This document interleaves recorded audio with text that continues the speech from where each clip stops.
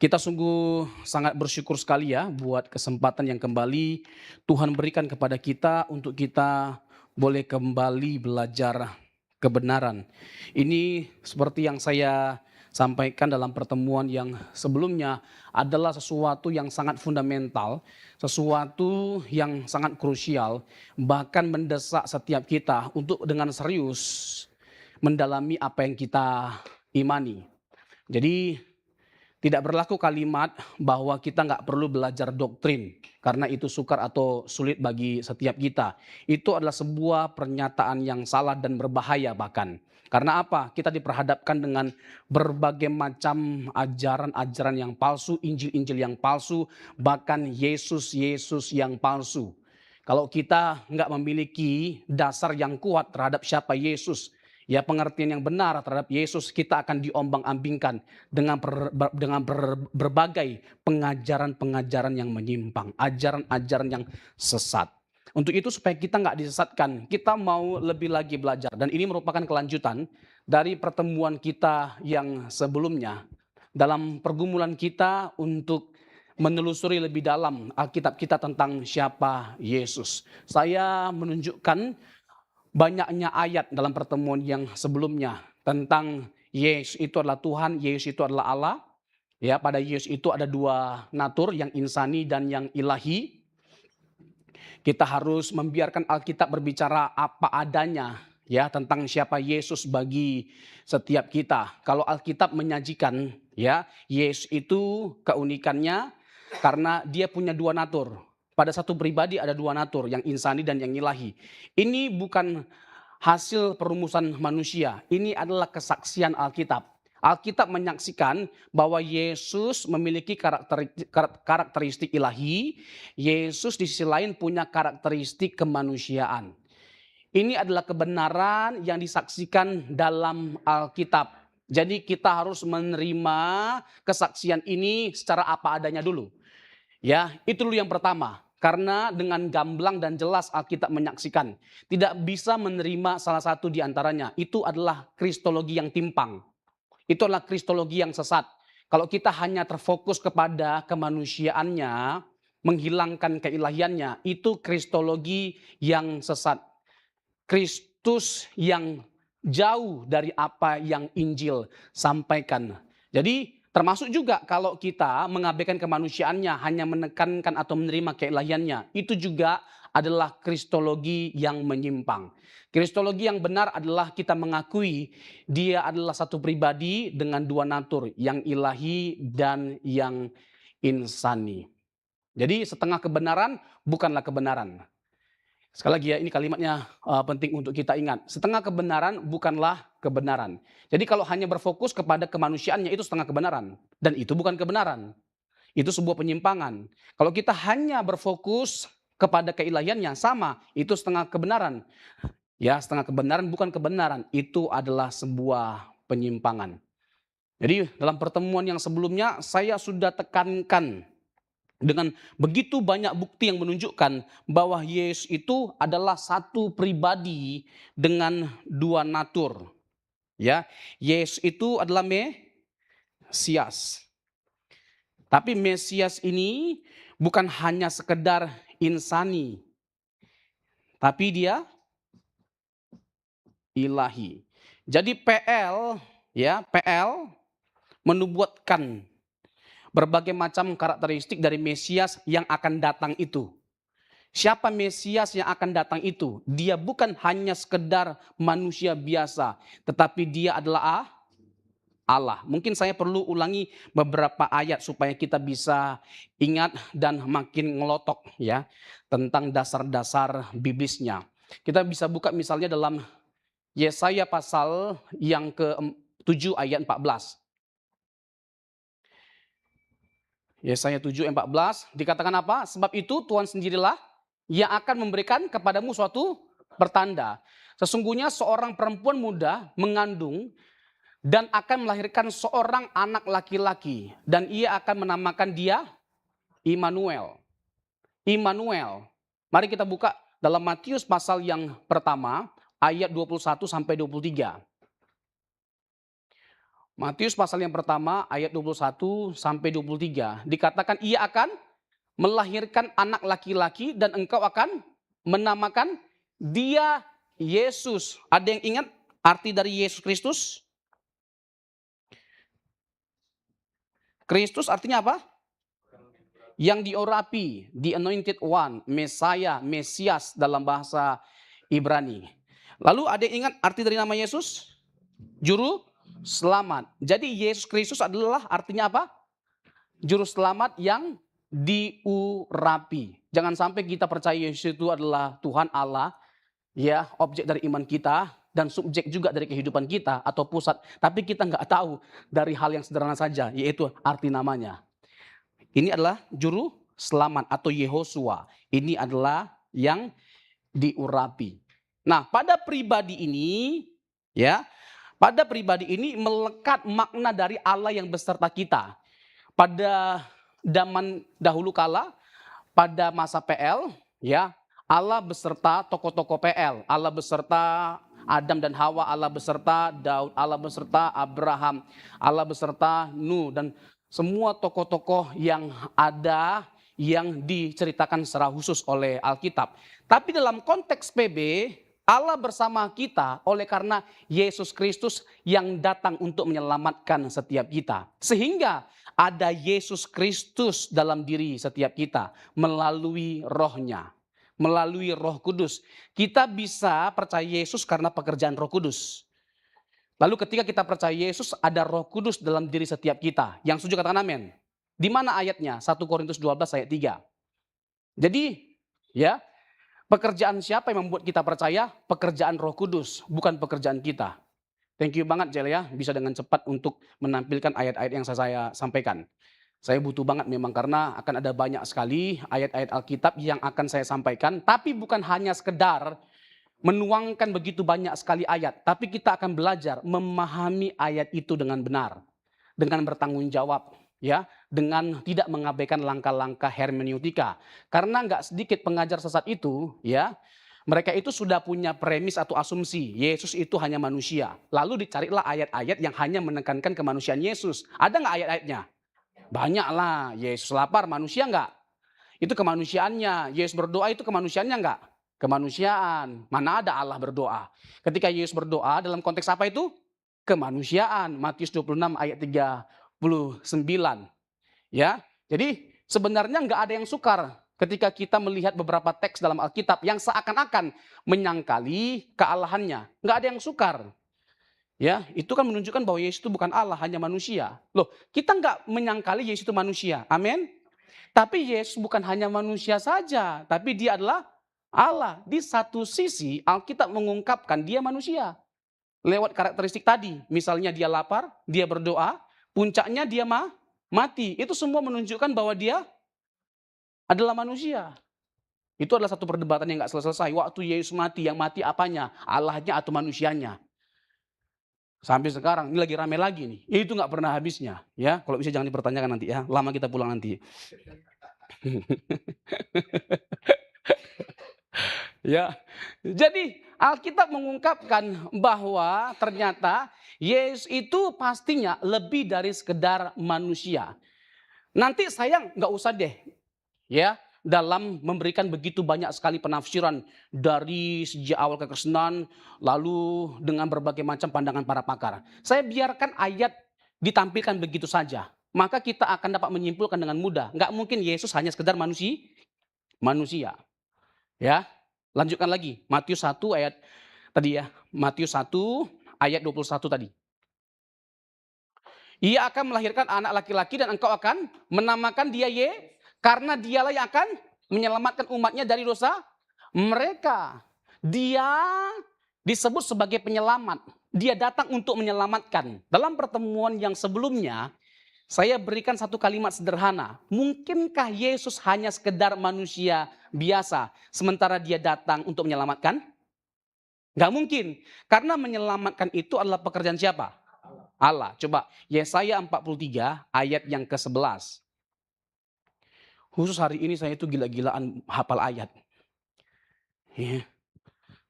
lagi makan tadi sambil hafal ayat ya kan, sambil kumat kami bukan karena makan tapi sambil hafal ayat. Kebetulan tadi dia minta saya datang untuk ditraktir, ya kan. Pertanyaan sederhana kalau diajak makan kan, siapa yang bayar?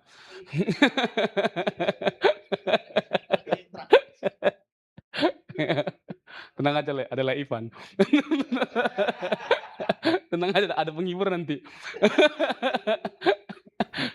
Yesaya 43 ayat yang ke-11. Ini adalah ayat-ayat yang kelompok-kelompok ya, kelompok-kelompok yang menganut monoteisme. Mereka dengan gagahnya gitu loh, dengan pongahnya mengatakan tuh kan, Allah itu monoteisme hanya satu. Iya, contohnya ayat ini, kan nggak ada yang lain. Akulah Tuhan dan tidak ada juru selamat selain daripada padaku. Nanti ketika kita melihat perjanjian baru, ternyata perjanjian baru menunjukkan bahwa kata akulah di sini itu merujuk kepada Yesus Kristus, bukan pada yang lain. Artinya bahwa sebagaimana PL menunjukkan bahwa hanya Allah satu-satunya penyelamat, PB juga menunjukkan bahwa hanya Yesus satu-satunya juru selamat. Berarti Yesus siapa? Allah. Bisa nangkap silogisme berpikirnya? Iya, harus melihat dong. Iya kan? PB di dalam PL. Ya.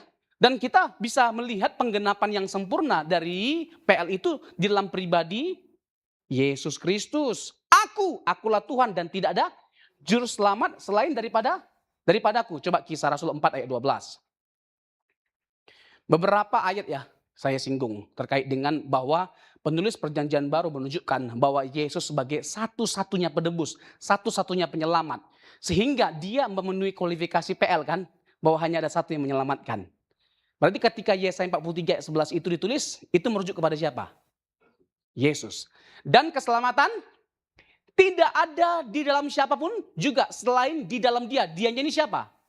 Kalau bisa Bapak Ibu ayat-ayat seperti ini tolong dihafal. Ya Yesaya 4 ayat 12, Kisah Rasul 4 ayat 12, tadi Yesaya 43 ayat yang ke-11, Yohanes pasal 14 ayat yang ke-6, nanti ada lagi Galatia 4 ayat yang ke-4, nanti kita singgung ke sana. Sebab di bawah kolong langit ini tidak ada nama lain yang diberikan kepada manusia yang olehnya kita dapat diselamatkan. Ya, Yesus itu memang utusan dari Bapa, tapi selain dia adalah utusan, dia adalah Allah. Karena kalau dia nggak Allah, dia nggak layak diutus untuk menyelamatkan. Bisa nangkap sejauh ini? Lagi kembali Matius pasal yang pertama, ayat yang ke-18.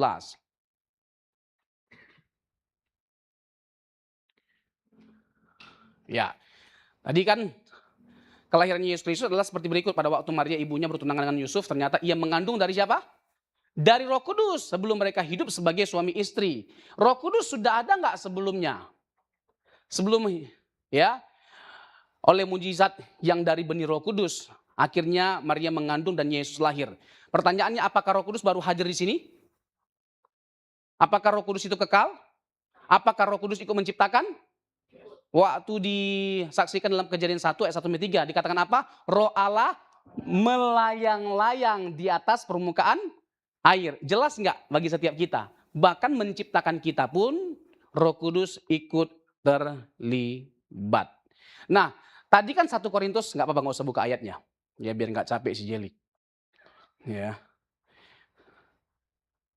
1 Korintus pasal yang ke-12 ayat yang ketiga. Ya, bahwa kita bisa percaya Yesus karena ada Roh Kudus. Coba 1 Korintus 12 ayat 3 deh, nggak apa-apa deh, buka aja deh. Nggak sambilan untuk dihafal sama jemaat, Le. Karena itu aku mau meyakinkan kamu bahwa tidak ada seorang pun yang berkata-kata oleh Roh Allah dapat berkata terkutuklah Yesus, dan tidak ada seorang pun yang dapat mengaku Yesus adalah tuh selain oleh Roh Kudus. Jadi sejago apapun pendeta, sepintar apapun dia, sejago apapun dia berapologetika, bukan karena jagonya pendeta berapologetika sehingga kita percaya. Kita percaya karena pekerjaan Roh Kudus. Nah, untuk itu Roh Kudus juga adalah pribadi, dan Roh Kudus juga adalah Allah. Nanti di Yohanes pasal yang ke-14 ya, bahwa ternyata Roh Kudus diutus oleh Yesus. Ketika kita percaya Yesus, ada Roh Kudus dalam diri setiap kita. Berarti Roh Kudus maha hadir. Berarti Roh Kudus adalah Allah. Nah, kalau Yesus bukan Allah, bisa nggak dia mengutus Roh Kudus? Nggak bisa, nggak mungkin bisa. Berarti itu salah satu bukti yang menunjukkan bahwa Yesus adalah Allah.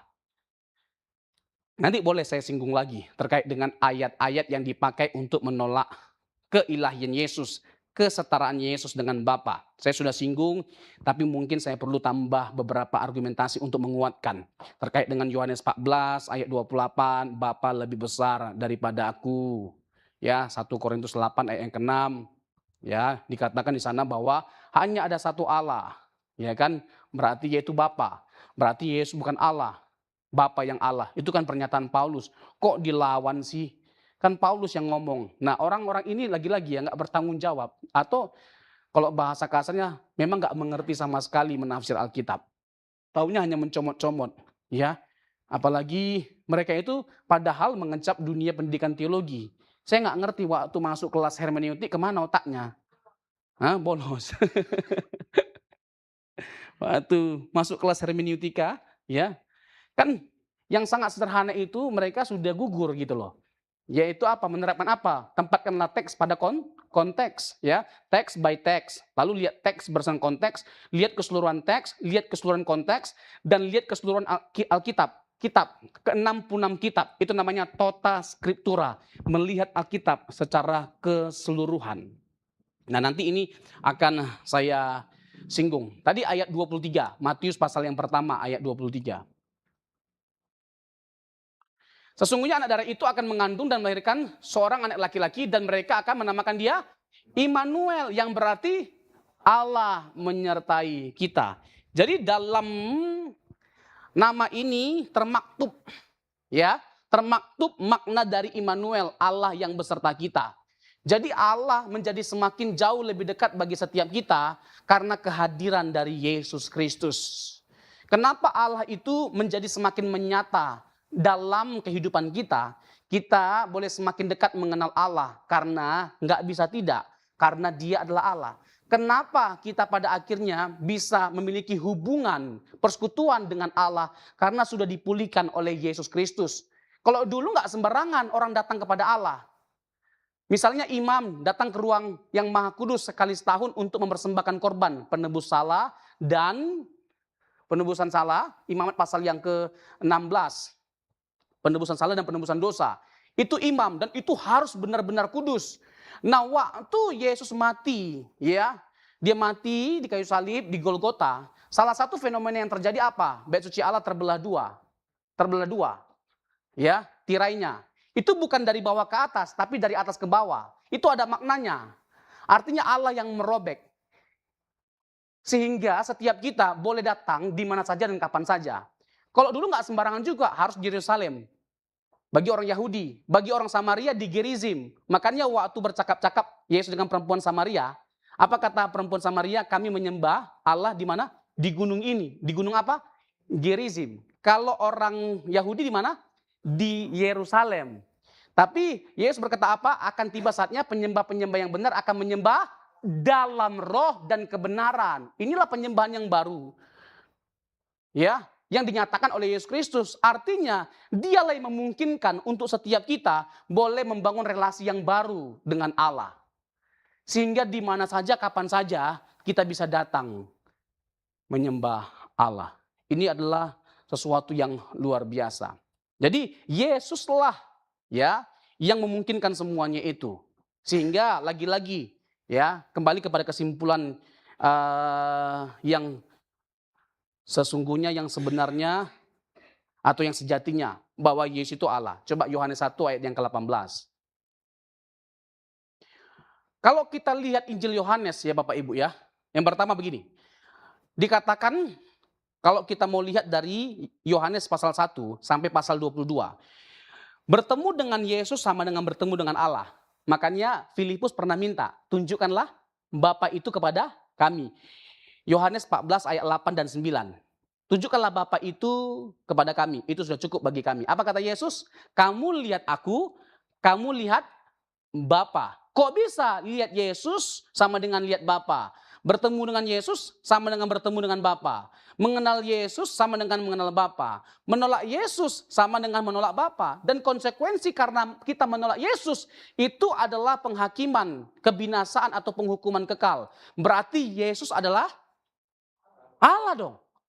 Kalau sampai konsekuensi dari menolak Yesus adalah kita binasa, ya, berarti Yesus adalah Allah. Yohanes 8 ayat 24 dikatakan demikian. Kalau kamu tidak percaya akulah dia, kamu akan mati dalam dosamu. Nih, ya. Ayat-ayat seperti ini kalau bisa Bapak Ibu catat dan dihafal. Ya, ini bukan hanya sekedar supaya kita nggak terombang-ambingkan dengan berbagai macam pengajaran atau bisa mengencounter pengajaran yang salah, tapi supaya kita benar-benar bertumbuh dalam doktrin yang benar. Doktrin yang benar itu penting karena penyesat itu bukan hanya ada hari ini, dari dulu. Ya, Yesus sudah berhadapan sama para penyesat yang bahkan nggak percaya ada kebangkitan. Kelompok siapa? Kelompok Saduki. Nggak percaya kepada kebangkitan. Satu sisi kita nggak heran, karena apa? Mereka hanya berfokus kepada hukum Taurat. Kejadian, Keluaran, Imamat, Bilangan, Ulangan. Ya, nggak ada penegasan yang jelas bagi mereka terkait dengan adanya kebangkitan di dalam kitab-kitab itu. Sehingga orang Saduki itu menolak. Yang mereka pakai ilustrasi ketika ada orang menikah, ya kan, meninggal suaminya, sampai nanti ini namanya perkawinan Levirat. Nanti disambung sama adiknya sampai yang ketujuh. Ya, nggak kunjung punya keturunan. Nanti ketika di surga siapa suaminya? Nah, ini kan sebenarnya kan bagian dari mereka mencobai Tuhan Yesus untuk membantah bahwa tidak ada kebangkitan. Nah, jadi jelas sekali ya bagi kita Bapak Ibu kalau kita melihat teks tadi ya. Teks yang terakhir tadi teks apa? Tidak ada. Oke. Tadi Yohanes 8 ayat 24 ya. Jadi Yohanes 8 ayat 24 bahwa kamu lihat aku, kalau kamu tidak percaya akulah dia, kamu akan mati dalam dosamu. Nanti Bapak Ibu silakan baca ya dari pasal yang ke-6 sampai pasal yang ke-15 ada pernyataan ego eimi. Pernyataan ego eimi, pasal yang ke-6 sampai pasal yang ke-15. Jadi semua pasal-pasal ini memberitahukan kepada kita tentang Yesus yang adalah Allah dengan dia menjelaskan gelar-gelar keilahiannya. Akulah kebangkitan dan hidup, akulah jalan kebenaran dan hidup, akulah pintu, akulah pokok anggur yang benar, akulah domba, akulah terang. Dalam Yohanes pasal yang ke-8 dan 9 ada seorang anak yang buta.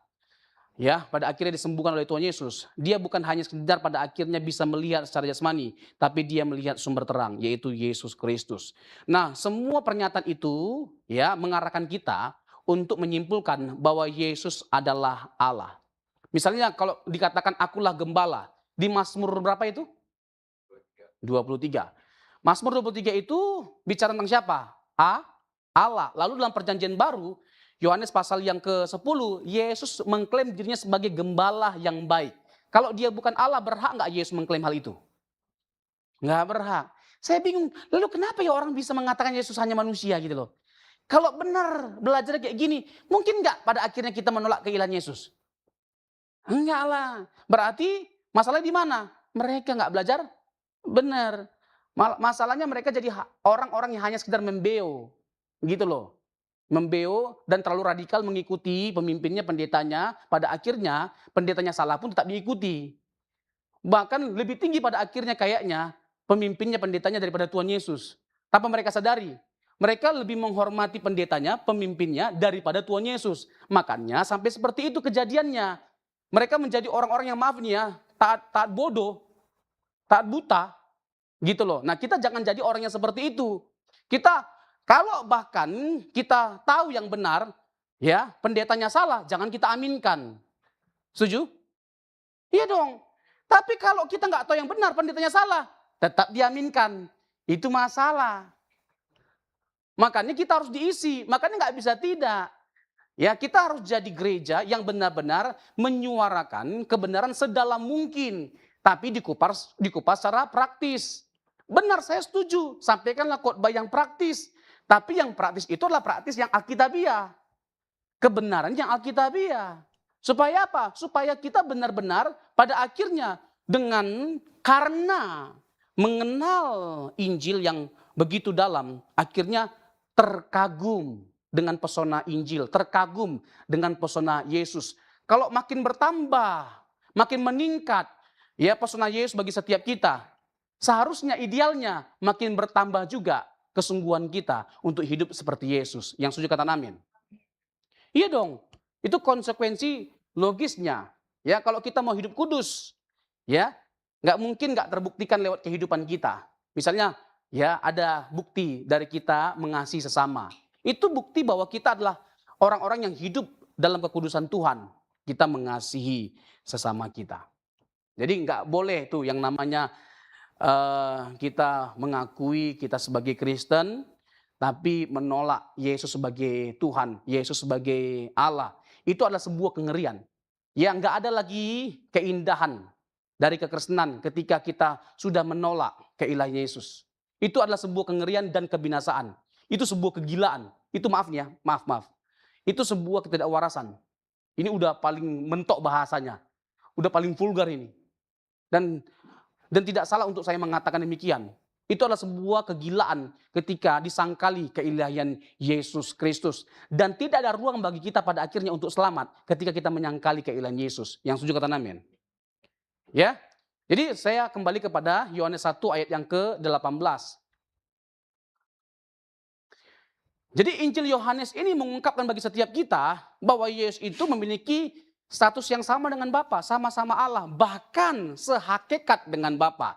Tidak seorang pun yang pernah melihat Allah, tetapi anak tunggal Allah yang ada di pangkuan Bapa, dialah yang menyatakannya.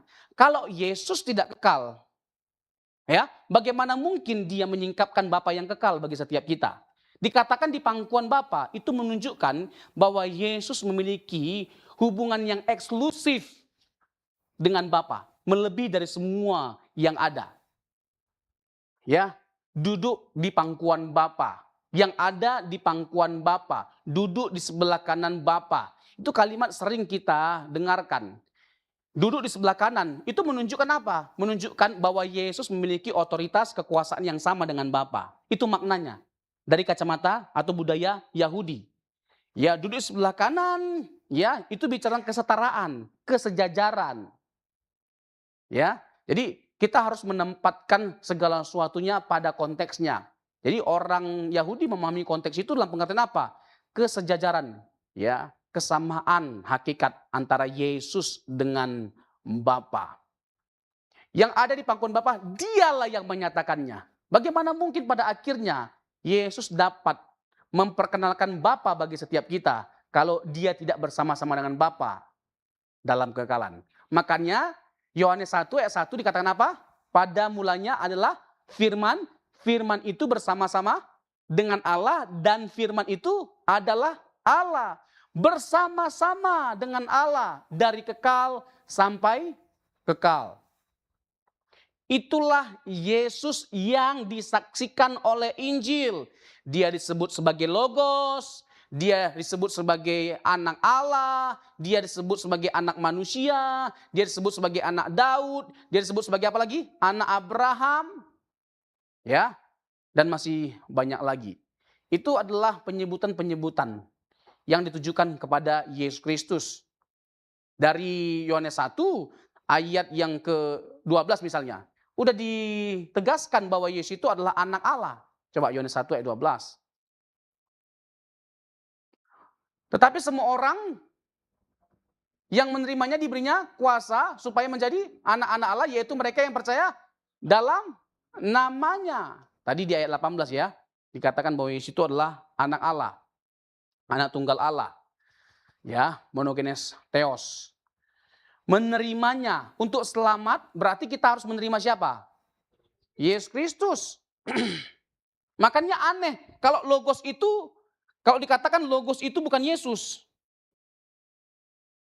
Ya, logos bukan Yesus. Ini adalah sebuah keanehan.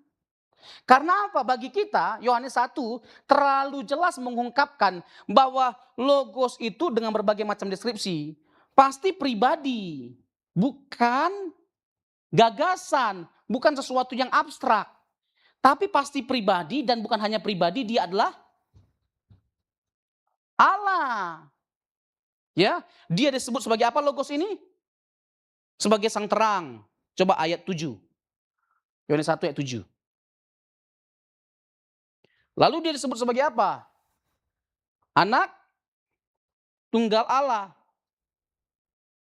Ya, anak tunggal Allah. TA. Ia datang sebagai saksi untuk memberi kesaksian tentang terang itu. Yang bersaksi siapa? Yohanes Pembaptis. Supaya oleh dia semua orang menjadi percaya. Yang menyaksikannya adalah Yohanes Pembaptis. Dia bukan terang itu. Ayat 8-nya. Ia bukan terang itu, tetapi ia harus memberi kesaksian tentang terang itu. Terang itu siapa? Yesus Kristus. Yang menyaksikan bahwa dia adalah sang terang siapa? Yohanes Pembaptis. Yesus adalah terang. Nanti lebih jelas lagi ketika masuk ke Yohanes pasal yang ke-8, pasal yang ke-9. Akulah terang dunia. Pernyataan akulah terang dunia hanyalah kalimat yang bisa diucapkan oleh siapa? Allah. Ya. Oke, sejauh ini terang bagi kita ya, semuanya. Clear bagi setiap kita.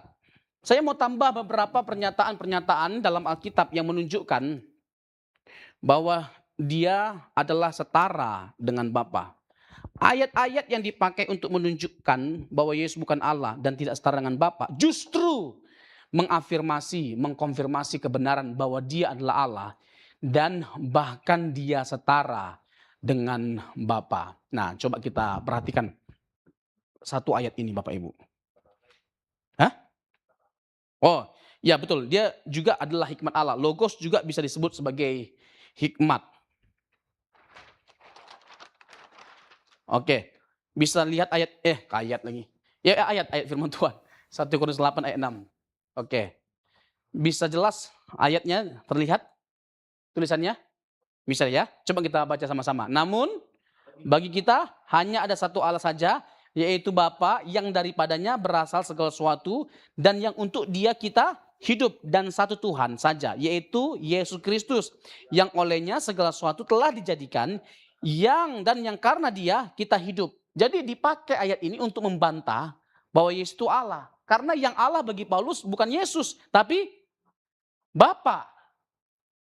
Nah, bagaimana? Apakah kita setuju?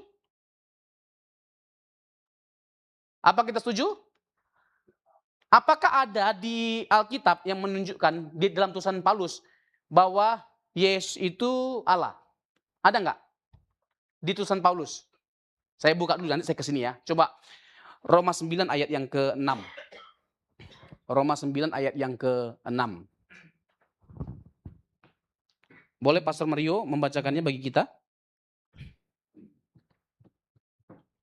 Akan tetapi firman Allah tidak mungkin gagal, sebab tidak semua orang yang berasal dari Israel adalah orang Israel.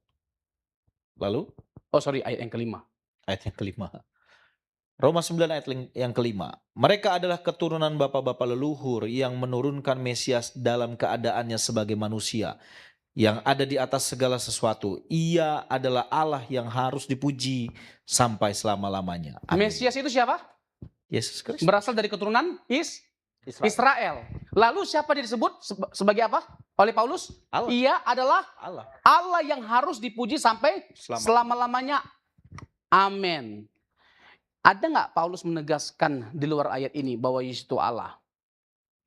Bahkan mengkonfirmasi keduanya bahwa dia Allah dan manusia. Coba Kolose 2 ayat 9. Lagi. Kolose 2 ayat 9, sebab dalam dialah berdiam secara jasmania seluruh kepenuhan kealahan. Oke, di dalam dia berdiam secara jasmania seluruh kepenuhan kealahan. Jadi dia adalah Allah dan dia adalah manusia. Insani, jasmania. Jadi pada pribadi Yesus ada dua natur, yang insani dan yang ilahi. Jelas nggak bagi kita bahwa Paulus itu percaya Yesus itu Allah? Nah, pertanyaannya kenapa di ayat ini yang Allah itu bagi Paulus itu Bapa? Lalu Yesus siapa? Bagi Paulus, Tuhan saja. Nah begini, konteksnya kan 1 Korintus 8 itu kan berhala. Jadi bagi orang-orang Yunani, orang Romawi, ya mereka itu menyembah banyak berhala. Mereka yang ciptakan. Sementara Allah itu cuma satu. Ya, nah mereka mengidentikan ya dewa-dewi itu sebagai Tuhan penguasa langit. Ya, bagi kita orang percaya hanya ada satu Allah yaitu Bapa, dan penguasa langit itu cuma ada satu yaitu Yesus. Hanya ada satu Tuhan yang adalah penguasa langit. Bagi mereka dewa-dewi itu ya Tuhan juga penguasa langit. Sama, sama itu. Jadi pada akhirnya ya ketika Bapa disebut Allah, Yesus disebut Tuhan, itu sama saja. Karena Allah itu satu. Allah itu satu. Yang jamak adalah pribadinya. Ada Bapa, ada Anak, ada Yesus. Di dalam Allah yang satu itu, yang Esa itu. Nah, sekali lagi, ini coba perhatikan, ini saya sengaja tulis ya khusus di papan tulis ini. Untuk kita dapat melihat dengan gamblang, dengan jelas bahwa ayat ini justru mengkonfirmasi kebenaran Yesus itu adalah Tuhan, Yesus itu adalah Allah. 1 Korintus 8 ayat yang ke-6 ini merupakan kutipan dari Shema Israel. Dari Ulangan 6 ayat yang keempat. Shema Yisrael, Adonai Elohenu, Adonai Echad. Coba buka ayatnya. Ulangan 6 ayat 4. Dikatakan demikian. Dengarlah hai orang Israel. Tuhan itu Allah kita. Tuhan itu Esa. Ehad. Dalam Kejadian 2 ayat 24 dikatakan di sana bahwa perempuan dan laki-laki akan menjadi satu. Perempuan dan laki-laki akan menjadi satu, menjadi satu. Kata satu dalam bahasa Ibrani di sini ehad. Jadi kalau kita mau mendefinisikan satu, ya kita harus melihat Alkitab. Ternyata bahasa Ibrani mengakomodir yang lebih dari satu itu ada loh. Tetap disebut sebagai satu, namanya ehad. Jadi jangan pakai kacamata dunia, filosofis dunia dalam memahami doktrin Tritunggal misalnya. Jadi kita percaya Allah itu Kita percaya Allah itu Allah itu satu. Yang tiga itu apanya? Tiga pribadinya. Ini bisa masuk akal? Masuk akal. Secara filosofis, saya jelaskan ini masuk akal. Secara filosofis ini nggak bertabrakan. Karena yang satu itu adalah hakikatnya. Allah ini menunjukkan bahwa ini adalah hakikat. What? What is that? Itu hakikat. Tapi kalau pribadi, who? Siapa? Ada tiga pribadinya.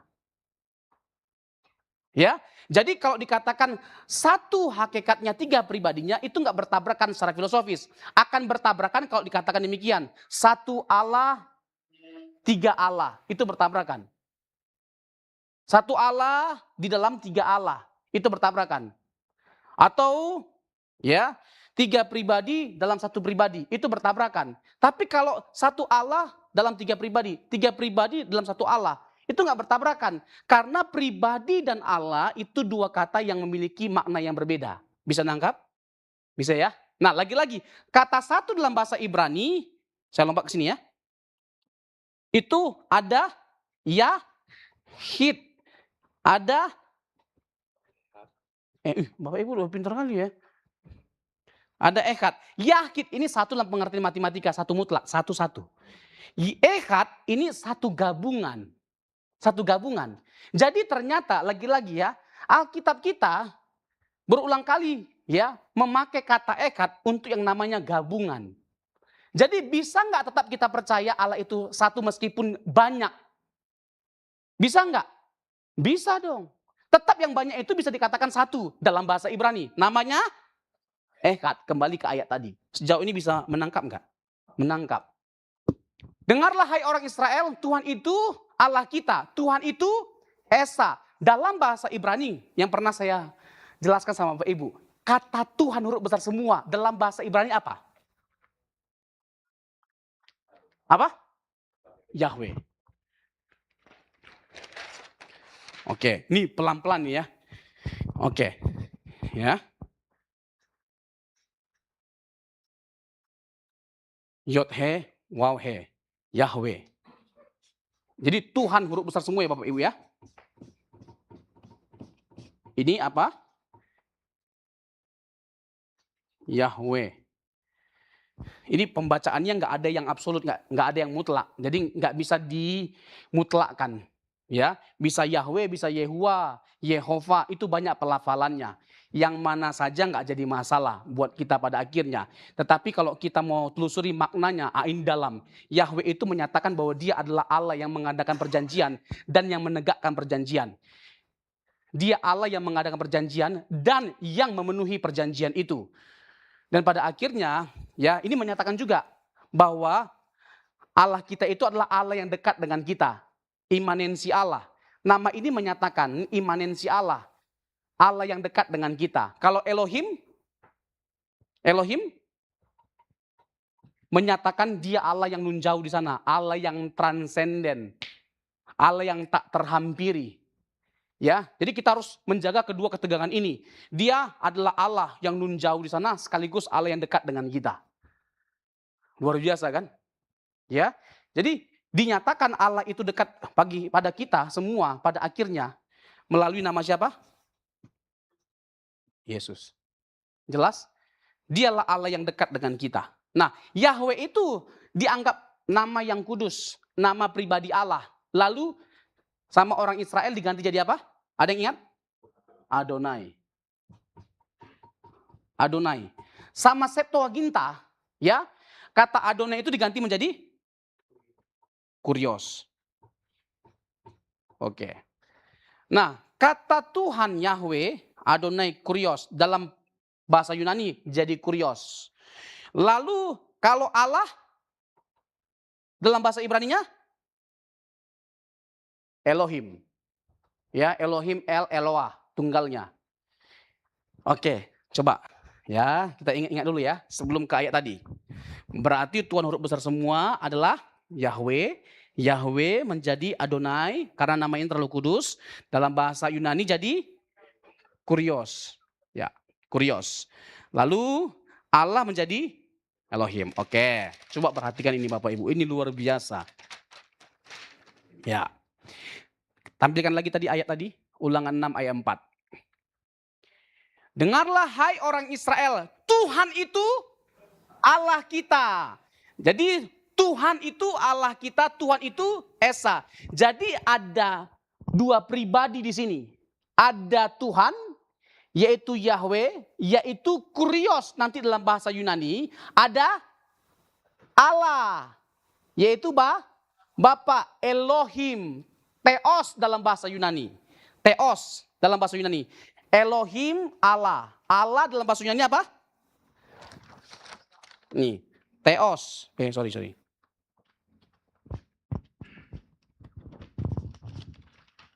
Ini jadi Theos. Oke ya. Jadi Tuhan itu Kurios, Allah itu Elohim.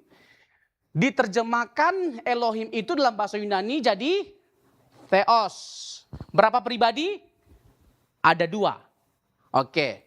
Kan orang Yahudi itu penganut apa? Monoteisme. Nah, Paulus menjelaskan ayat itu dalam 1 Korintus 8 ayat 6. Itu semua Israel. Ini semua orang Kristen, pengakuan artinya pengakuan iman orang Kristen. Apakah Paulus mengingkari keesaan Allah? Tidak. Tapi Paulus hendak menjelaskan Allah yang Esa itu siapa? Dalam Allah yang Esa itu siapa? Siapa yang ada di dalam Allah yang Esa itu? Yang Ehad. Tuhan itu Ehad. Siapa?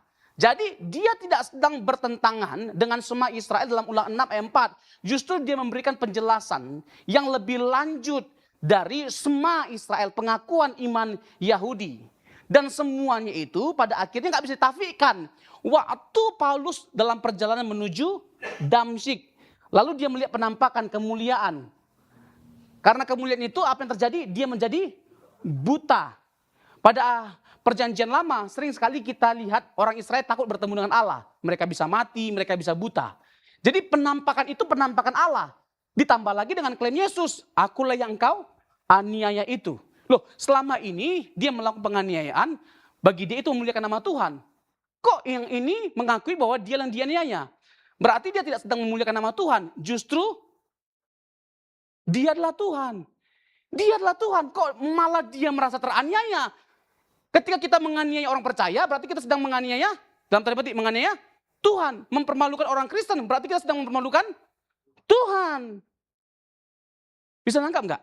Akulah yang kau aniaya itu. Berarti secara tidak langsung dia sedang ngomong apa? Kejahatanmu itu kau lakukan terhadap aku loh. Kamu sedang melakukan dosa terhadap aku loh. Akulah yang kau aniaya itu. Jelas itu. Ya, dalam Kisah Rasul pasal yang ke-9. Kalau saya tidak salah. Jadi bagi Rasul Paulus, kita nggak bisa tafikan bahwa Yesus itu adalah bagian dari Allah yang echad itu. Monoteisme. Jadi Paulus tidak kehilangan monoteismenya. Karena tetap ditekankan kesatuannya. Makanya dikatakan apa? Bagi kita hanya ada satu Allah. Ditekankan kesatuannya. Dan satu Tuhan saja. Satu Tuhan. Ya, kenapa dipakai untuk Bapa Allah dan untuk Yesus Tuhan? Supaya kita pada akhirnya paham bahwa kedua pribadi ini dua pribadi yang berbeda. Kalau dua-duanya dipakai kata Allah, bingung kita. Bingung kita. Satu Allah ya Bapa, satu Allah yaitu Yesus. Bingung nggak? Bingung. Makanya dipakai untuk Bapa itu Allah, untuk Yesus Tuhan, supaya kita nggak bingung, supaya kita dapat melihat bahwa Bapa dan Yesus itu adalah dua pribadi yang berbeda. Bisa nangkap sejauh ini? Nah, yang menunjukkan Yesus itu setara dengan Bapa, apanya? Ini saya garis bawahi. Ya, saya udah garis bawahi. Yang menunjukkan bahwa Yesus itu setara dengan Bapa. Apa? Karakteristik dari ayat ini. Ya, belum saya ngomongnya udah ngerti. Luar biasa memang mantap ya. Yang apa? Satu Allah itu yaitu Bapa. Dikatakan apa karakteristiknya? Siapa Bapa ini? Yang menunjukkan bahwa dia adalah Allah. Apanya? Dari mananya? Daripadanya berasal segala sesuatu. Satu. Dan yang untuk dia kita hidup dua. Nah, apakah untuk Yesus dikatakan juga demikian? Sama. Kalau dia Allah, perlu nggak diucapkan kalimat yang sama untuk Yesus? Kalau dia bukan Allah? Nggak perlu dong. Tapi diucapkan kalimat itu kepada Yesus juga. Kalimat yang sama. Berarti Yesus bagi Paulus siapa? Allah dong. Bisa nangkap Bapak Ibu? Ini sederhana loh. Tapi nggak sederhana bagi mereka yang udah menutup otaknya. Menutup hatinya. Ini masalahnya. Karena beberapa hari yang lalu saya ada orang yang komen di Facebook saya. Ya, salah masuk kandang dia. Ya kan? Udah itu saya tunggu-tunggu nggak nongol-nongol lagi dia. Mana ini nggak lanjut-lanjut argumentasinya. Dia pakai ayat ini salah satunya. Dia pakai beberapa ayat, nanti saya jelaskan. Ya. Dia kira gitu loh, dengan menunjukkan ayat ini kita langsung KO. Ya kan? Tuh kan, bagi Paulus hanya Bapa yang Allah. Tapi sejauh ini pada akhirnya Bapak Ibu bisa nangkap? Ayat ini justru menunjukkan bahwa Yesus adalah dan setara. Karena deskripsi pada Bapa juga ada pada Yesus. Karakteristik Bapa juga ada pada Yesus. Untuk Yesus dikatakan apa? Satu Tuhan saja yaitu Yesus Kristus. Yang olehnya segala sesuatu telah dijadikan. Dan yang karena dia kita hidup. Beri tepuk tangan bagi Tuhan kita. Ini amazing loh. Ini menakjubkan, ini luar biasa. Ini luar biasa. Nah kalau Yesus sekali lagi ya, bukan Allah. Kalimat ini nggak perlu ada. Ya. Terus dia saya diomongin begini, saya tantang begini. Salahkan Paulus. Karena waktu dia naik ke surga nggak jelas. Nggak jelas. Matamu yang nggak jelas. Sehingga buram kelihatannya. Ini jelas. Iya kan? Matanya itu memang dalam tanda petik nih ya. Memang udah banyak apanya. selumbar, selumbar dan balok. Ya, sehingga nggak bisa melihat sesuatu yang jelas. Aduh, udah selumbar, balok pula lagi. Iya kan? Sehingga sesuatu yang jelas nggak terlihat jelas. Karena apa? Udah ada selumbar, ada balok. Iya kan? Selesai. Tapi baiklah kita dengan sabar kita tuntun. Tapi kalau nggak ngerti-ngerti, ya udah tinggalkan. Udah gitu aja. Yang penting bagian kita sudah kita lakukan. Faktanya, saya tunggu-tunggu nggak dibalas-balas. Saya tunggu nggak dibalas-balas. Aduh, ya kan salah masuk kandang dia. Aduh. Oke, Bapak Ibu ya. Ini untuk ini udah clear bagi kita. Masih ada waktunya ya. Sedikit lagi lah ya, 10 menit lagi lah ya Bapak Ibu ya. 5 menit. Oke, siapa Yesus bagi Yesus? Siapa Yesus bagi Yesus? Ada ayat yang mau diangkat secara khusus? Siapa Yesus bagi Yesus? Oke, Matius pasal yang ke-16. Yesus bertanya, menurut orang siapakah aku? Ada yang jawab siapa? Elia. Ada yang jawab Yeremia, Yohanes Pembaptis, dan salah satu di antara para nabi. Lalu apa kata Petrus? You are the Messiah, the Son of the living God. Engkau adalah Mesias, anak Allah yang hidup. Matius pasal yang ke-16 itu pengakuan keilahian Yesus Kristus. Matius pasal yang ke-17 itu pembuktian keilahian Yesus. Sekali lagi, Matius 16 adalah pengakuan keilahian Yesus. Matius pasal 17 itu adalah pembuktian keilahian Yesus karena Yesus menampakkan kemuliaannya. Ada Elia, ada Musa. Ini perwakilan apa? Hukum Taurat dan para nabi. Tuhan memberikan Taurat kepada siapa? Musa. Dan Elia itu adalah wakil dari para nabi. Ya, diwakilkan oleh dua tokoh ini. Nah, lalu Tuhan menampakkan kemuliaannya di gunung yang tinggi. Nggak disebutkan namanya. Tapi nggak sedikit para pakar yang mengatakan bahwa gunung yang tinggi itu adalah Gunung Tabor. Jadi Yesus menampakkan kemuliaannya. Dan puncak dari kemuliaannya itu akan disingkapkan melalui apa? Kematian dan kebangkitannya. Ketika dia disalibkan, itu adalah tempat di mana Yesus direndahkan serendah-rendahnya.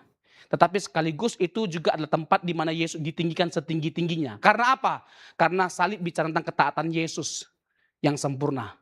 Ya, total submission, ketundukan Yesus yang total terhadap Bapa. Sehingga dia akhirnya diagungkan dan dimuliakan. Nanti saya akan singgung penyembahan terhadap Yesus. Saya minta kesabaran Bapak Ibu saja. Saya minta waktunya, ya. Nanti kalau ada tanya jawab ya silakan. Tapi nanti saya persilakan untuk dilanjutkan ya dalam pertemuan-pertemuan santai. Lagi nongkrong juga boleh ya. Undang saya juga boleh untuk kita diskusi. Apalagi kalau kita sambil makan BPK. Ya, kayak kalau ala Ivan biasanya ya dia maunya makan BPK. Jadi pembicara lebih masuk ya, Le. Kok aku terus yang kena, Le. Tapi Le, mari diajak lah ya, Le. Oh nggak ada WL. Oke, ya. Jadi Matius pasal yang ke-16. You are the Messiah, the Son of the living God. Bapak Ibu ini menarik. Coba buka Yeremia pasal 10 ayat 10. Engkau adalah Mesias, anak Allah yang hidup. Dalam PL sering ada pernyataan, ya pernyataan bahwa Allah itu adalah Allah yang hidup. Yeremia 10 ayat 10. Yeremia, nanti ada juga Yeremia 23 ayat 36. Dan Yeremia 44 ayat 26. Ya, memang setengah mati saya hafal ayat ini. Tetapi Tuhan adalah Allah yang benar. Dialah Allah yang hidup dan Raja yang kekal. Bumi goncang karena murkanya dan bangsa-bangsa tidak tahan akan geramnya. Lalu Yeremia pasal yang ke-23 ayat yang ke-36. Tetapi sabda yang dibebankan oleh Tuhan janganlah kamu sebut-sebutkan lagi. Sebab yang menjadi beban bagi setiap orang ialah perkataannya sendiri. Oleh karena kamu telah memutarbalikkan perkataan-perkataan Allah yang hidup, Tuhan semesta alam, Allah kita. Lalu yang terakhir Yeremia 44 ayat yang ke-26. Maka dengarlah firman Tuhan, hai semua orang Yahudi yang diam di tanah Mesir, sesungguhnya aku telah bersumpah demi namaku yang besar, firman Tuhan, bahwa namaku tidak akan diserukan lagi oleh seseorang Yehuda di segenap tanah Mesir, dengan berkata demi Tuhan Allah yang hidup. Lalu Petrus berkata apa? Bahwa Yesus adalah anak Allah yang hidup.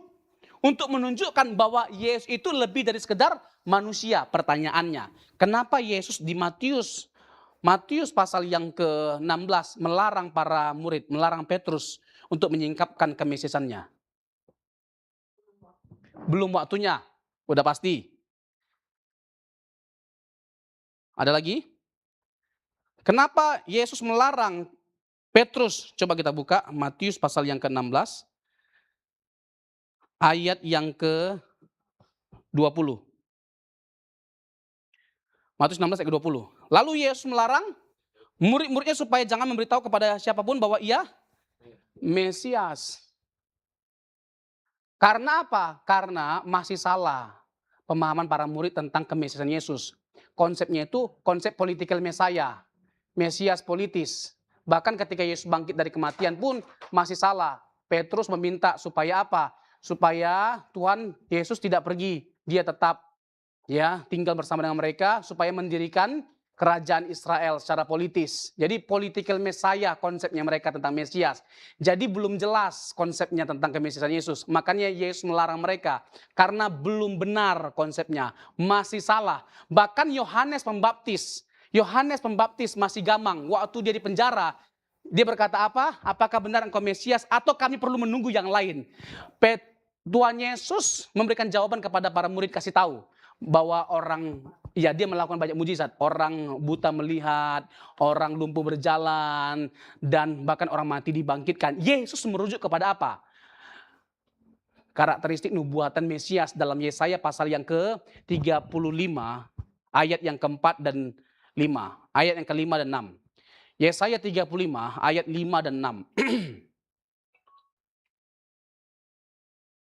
Pada waktu itu mata orang-orang buta akan dicelikkan dan telinga orang-orang tuli akan dibuka. Ayat 6. Pada waktu itu orang lumpuh akan melompat seperti rusa dan mulut orang bisu akan bersorak-sorai sebab mata air memancar di padang gurun dan sungai di padang belantara. Jadi PL itu menubuatkan tentang salah satu karakteristik dari Mesias yang akan datang ini akan melakukan banyak mujizat. Dan Yesus melakukan mujizat lebih banyak dari semua nabi-nabi yang ada. Makanya ketika Yesus jawab, dia jawab ayat ini. Sehingga diteguhkan Yohanes tentang dirinya yang adalah Mesias. Bisa nangkap Bapak Ibu?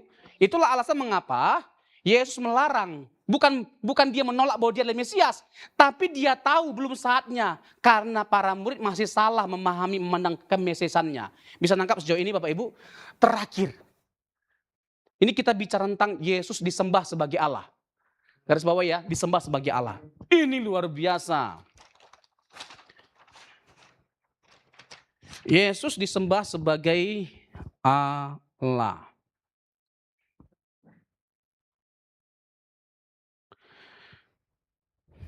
Kita tahu bahwa ada beberapa teks atau case dalam Alkitab yang menunjukkan bahwa Yesus itu disembah. Seharusnya kalau kita bicara tentang penyembahan, yang disembah itu siapa? Allah. Nggak ada yang lain yang boleh disembah selain Allah. Kalau bukan Allah, tidak layak untuk disembah.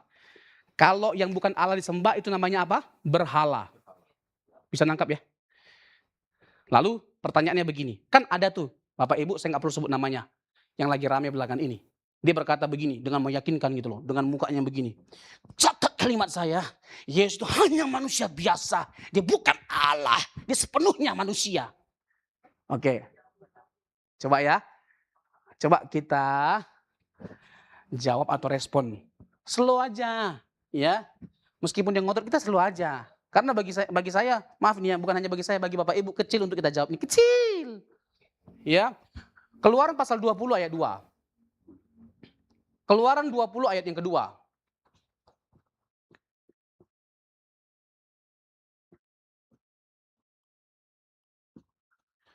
Boleh, Pastor Mario boleh bacakan?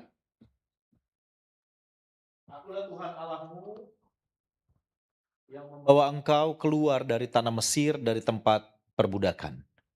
Akulah Tuhan Allahmu, terus? Ayat 3, jangan ada padamu Allah lain di hadapanku. Oke. Jangan ada padamu Allah lain Di hadapan. di hadapanku. Ini hukum Taurat yang keberapa? yang pertama. Dan ini bukan hanya sekedar hukum Taurat yang pertama dari Dekalog, tapi ini adalah yang terutama. Pelanggaran terhadap semua hukum dimulai dari pelanggaran terhadap hukum yang pertama.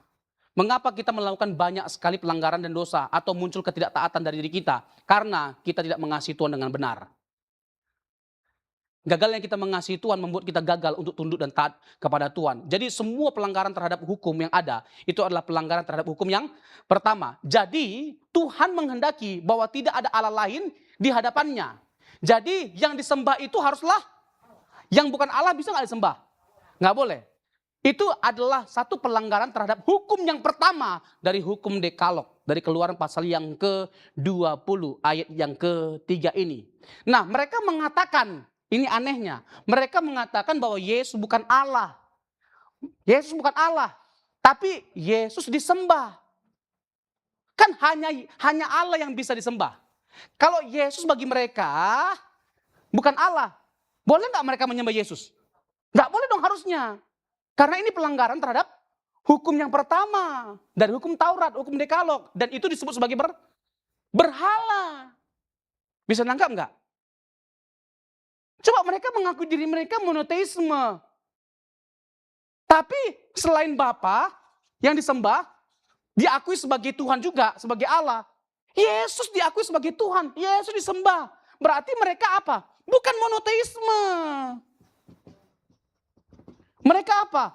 Politeisme. Bisa nangkap nggak?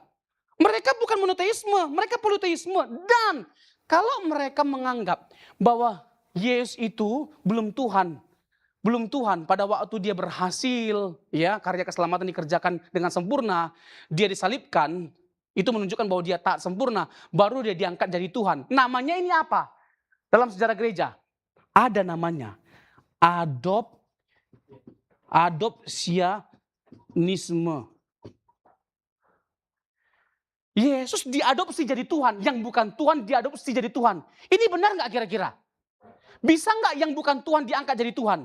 Yang bukan Allah disembah dan diagungkan seperti Allah disembah? Nggak bisa, itu penyembahan berhala. Bisa nangkap Bapak Ibu? Nah begini, Filipi pasal yang kedua, ayat 6-11, ini himne. Ini himne. Ada video yang bertebaran dari kelompok mereka juga, yang seakan-akan menolak untuk membuktikan kealahan Yesus, kesetaraan Yesus dengan Bapa, dengan merujuk kepada Filipi 2. Dengan mengatakan itu himne. Itu madah ya bahasa lainnya ya atau lagu. Nyanyian. Nah sekarang begini. Jemaat mula-mula sudah mengakui dan menyembah Yesus sebagai Allah. Kalau mereka sudah mengakui dan menyembah Yesus sebagai Allah, biasanya mereka menyanyikan nyanyian untuk Allah. Lalu kalau mereka menyembah, mengagungkan Allah, lalu lagu yang dinyanyikan itu untuk Yesus, berarti bagi mereka Yesus itu siapa? Allah dong. Kalau bukan Allah, untuk apa mereka menciptakan lagu itu? Untuk apa nyanyian itu dibuat dan mengagungkan Yesus? Berarti bagi jemaat mula-mula Yesus siapa? Allah dong. Bisa nangkap Bapak Ibu? Yes. Misalnya ayat 10-11. Supaya setiap lutut bertelut, semua lidah mengaku bahwa Yesus adalah Tuhan. Dan itu kutipan. Kutipan dari mana? Supaya dalam nama Yesus bertekuk lutut segala yang ada di langit dan yang ada di atas bumi dan yang ada di bawah bumi. Dan setiap lidah mengaku Yesus Kristus adalah Tuhan bagi kemuliaan Allah Bapa. Nah, ayat ini dari mana? Yesaya 45 ayat 22-23. Lagi-lagi nih ya, ini adalah ayat monoteisme. Tapi ternyata Paulus memakai ayat itu merujuk kepada siapa? Yesus. Berarti Yesus adalah Allah.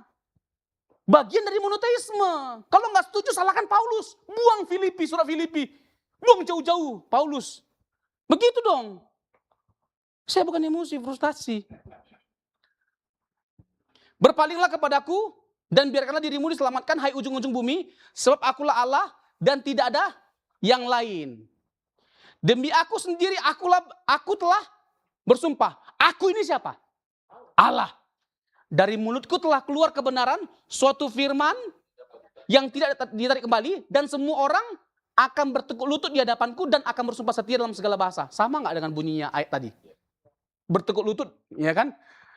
Dan bersumpah setia dalam segala bahasa. Bahwa semua lidah akan mengaku bahwa Yesus adalah Tuhan. Jadi Paulus mengutip ayat ini dan mengenakannya pada siapa? Yesus. Berarti Yesus Allah. Dialah Allah yang esa, yang monoteisme itu dia. Begitu dong cara memandang Alkitab. Ya, jangan comot satu lalu buat kesimpulan sesuai dengan keyakinan sendiri. Ini kacau, nggak bisa, nggak benar. Kita harus lihat keindahan dari ayat itu ya dengan secara utuh kita tampilkan. Dalam abad yang pertama, ya ada seorang yang bernama Trajanus, bukan Terajana ya, Trajanus. Lalu ada seorang gubernur, ya, yang namanya kok dia lupa saya, Plinus muda, ya Pliny the Younger. Dia sejarah Romawi, lalu jadi gubernur Romawi untuk wilayah Bitinia dan Pontus. Di abad-abad awal, abad 1 atau abad 2, dia bingung dalam menghadapi orang-orang Kristen. Karena apa? Orang-orang Kristen ini sampai diancam untuk dibunuh, untuk menyembah dewa-dewi Romawi. Tapi mereka tidak mau.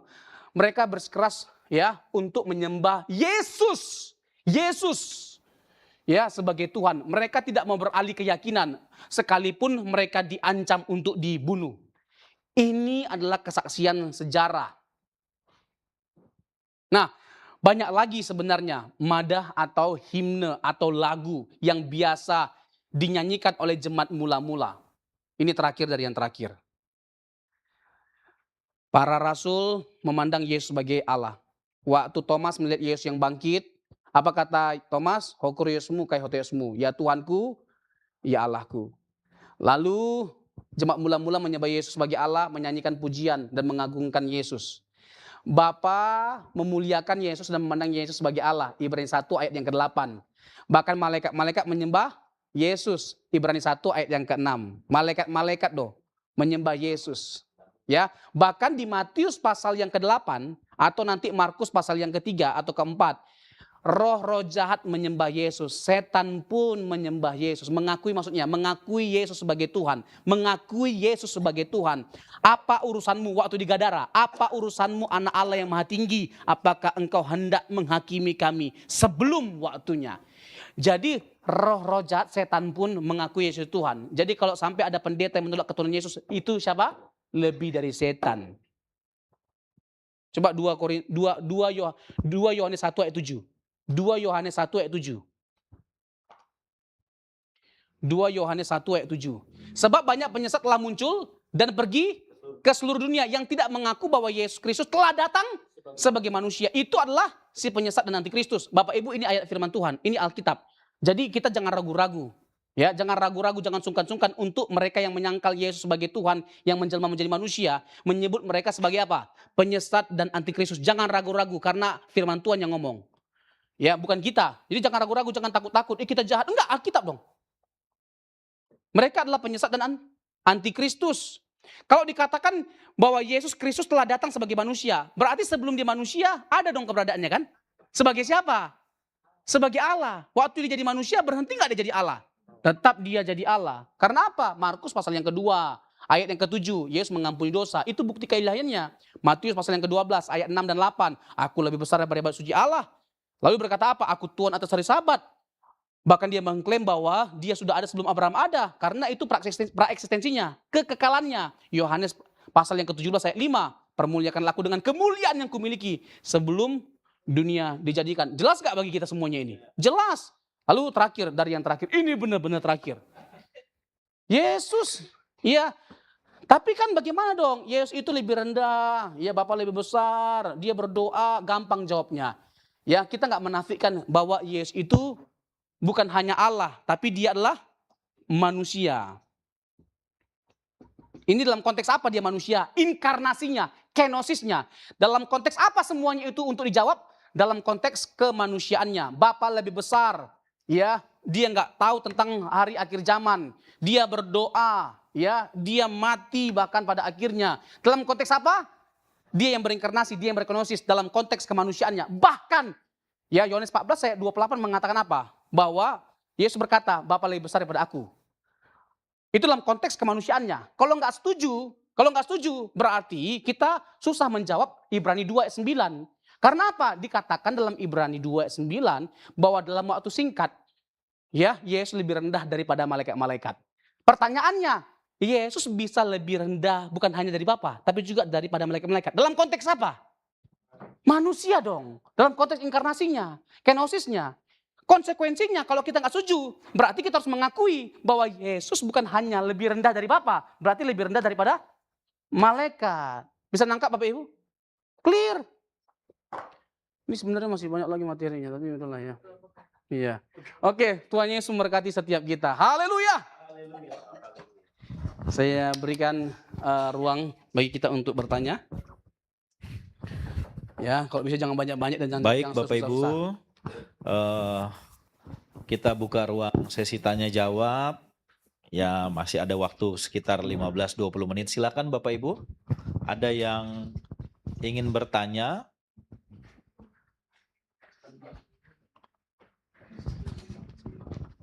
Dan Bapak Ibu yang belum sempat tadi makan malam, silakan.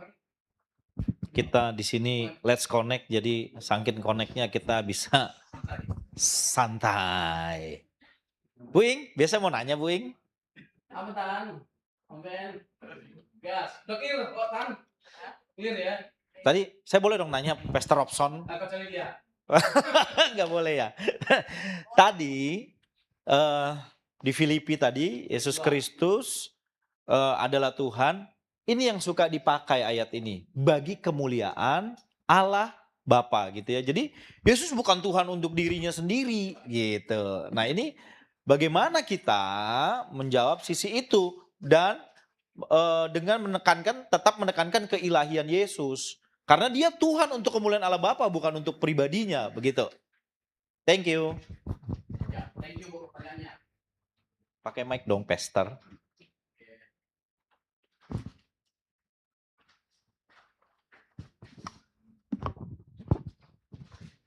Allah kita itu bukan Allah yang egois ya.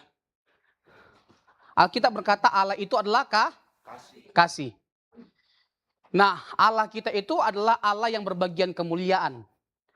Hakikat Allah itu satu dan sama.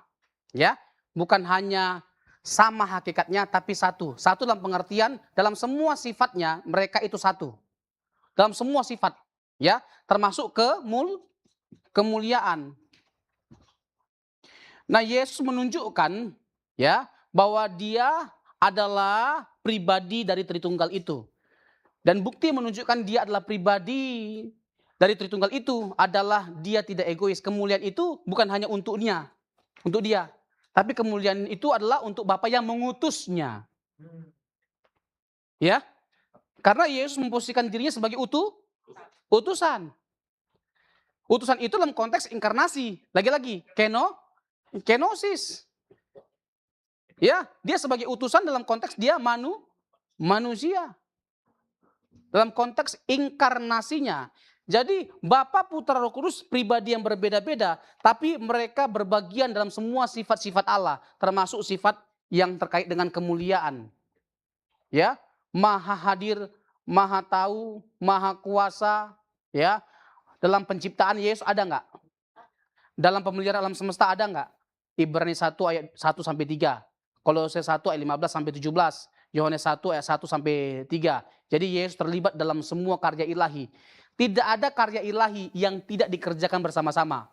Ini ketiga pribadi yang selalu bersama-sama dalam mengerjakan segala sesuatunya. Termasuk dalam kemuliaan. Itu bukan hanya untuk Yesus, tapi juga untuk Bapa dan Roh Kudus. Ya. Ya. Thank you. Mantap ya. Wow. Puji Tuhan. Ada lagi? Ya, silakan Antelang. Makasih. Sebenarnya ya, ini jelas. Tapi kan kita nggak biasa nih mendengar Yang seperti ini. penjelasan-penjelasan seperti ini.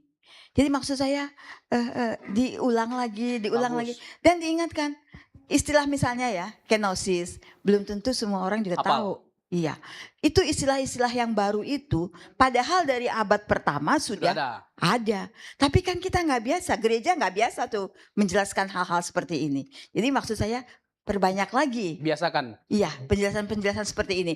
Diulang aja terus-terus sehingga kita tidak salah jeblos ke dalam penyesatan tadi. Wah, Makasih. bagus nih, Hantelang.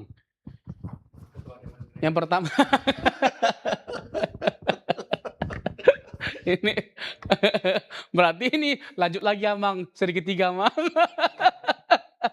Jadi begini ya Bapak Ibu ya, saya setuju sekali seperti yang saya tegaskan di awal. Jadi jangan sampai ada di antara kita, ini kalimat yang salah, yang memandang bahwa doktrin itu tidak penting. Gak bisa lah, dari mana jalannya kita bisa menyimpulkan doktrin itu tidak penting. Kalau kita percaya bahwa itu adalah Allah, itu udah doktrin.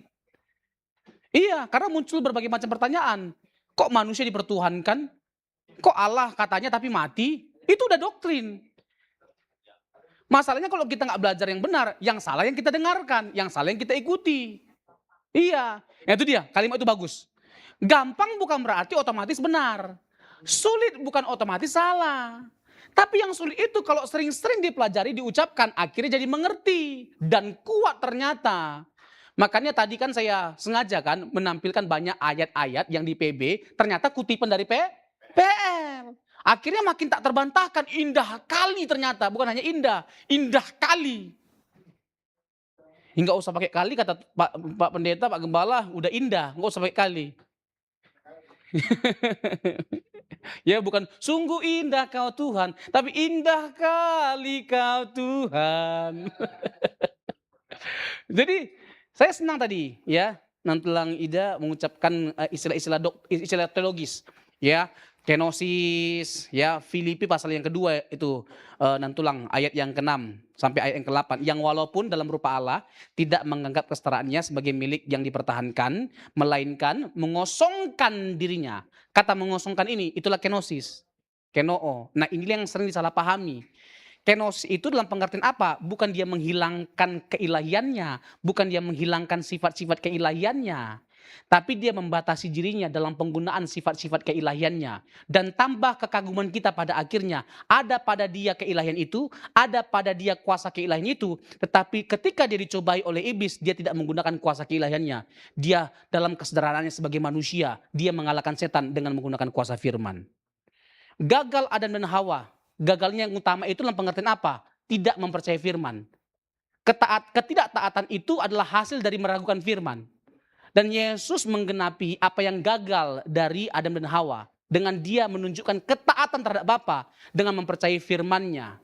Yesus mengalahkan setan dengan mengutip firman. Ulangan 6 sampai pasal yang ke-8. Itu terkait dengan apa? Terkait dengan Musa menyerukan supaya bangsa Israel menunjukkan kesetiaan dan ketaatannya kepada Bapa, kepada Allah. Tapi gagal mereka. Tapi berhasil Yesus tunjukkan. Sehingga dalam konteks ini Yesus adalah Israel yang baru. Adam yang baru atau Adam yang terakhir. 1 Korintus 15 ayat yang ke-45 maybe. 44 atau 45.